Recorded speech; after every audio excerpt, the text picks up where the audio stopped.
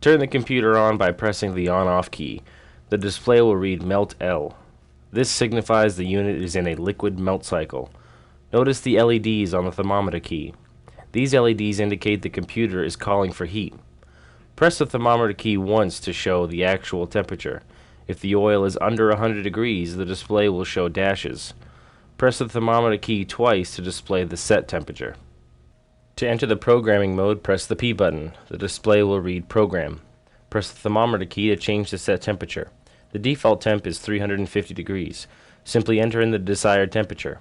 The set temperature must be between 200 and 380 degrees.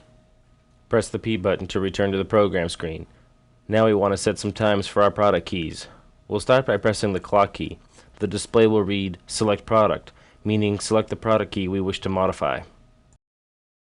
We'll start with product key L. Press the L key to enter into the product times. Notice the display shows L for product key L, CK for cook, and 30 seconds. This means that product key L has a current cook time of 30 seconds. Simply enter the time you wish the product to cook for. We will use 3 minutes. Press the clock key to move on to the next step in setting up your product time. The display will change to LSH. This means product L shake time. Enter the duration into your cook time you wish an alarm to sound, signifying a need for product shake. We will use 150 in this case. This means that 1 minute and 50 seconds into the cook time, the shake alarm will sound. Press the clock key to move on to the next step in setting up your product time. The display will change to LHD. This means product L hold duration. Enter the duration after your cook time you wish an alarm to sound, signifying a need to hold product. We will use 3 minutes in this case. This means that 3 minutes after the cook time, the hold alarm will sound. Press the clock key to move on to the next step in setting up your cook time. The display will change to LPA. This means product L pre-alarm. Enter the duration into your cook time you wish an alarm to sound, signifying the cook time has almost expired. We will use 2 minutes 20 seconds in this case. This means that 2 minutes and 20 seconds into the cook time, the pre-alarm will sound, letting you know there is 40 seconds left before your cook time is up. Press the clock key to return to the Select Product screen. Continue on repeating these steps for all of the keys you wish to have product times for. Pressing the P button from this point will return us to the program screen. Press the 0 key to enter the options mode. Once in the options screen, the LEDs above 1 through 7 will illuminate. Pressing option 1 will enter the degrees option. From here we can change the temperature display to show in Fahrenheit or Celsius. Use the 0 key to toggle between the two. When finished, press the P button to return to the program screen.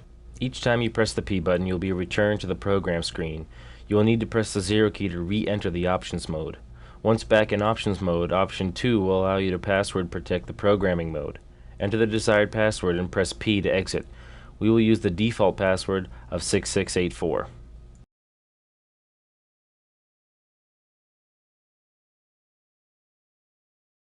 Option 3 is the volume level control. Pressing the 0 key will toggle between the 3 different levels of the alarm volume.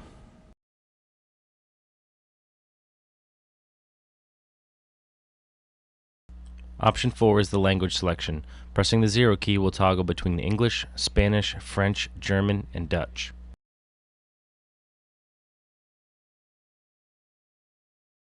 Option 5 is for the melt cycle. Pressing the 0 key will toggle between the liquid shortening, solid shortening, or no melt cycle. The factory would always recommend using a melt cycle.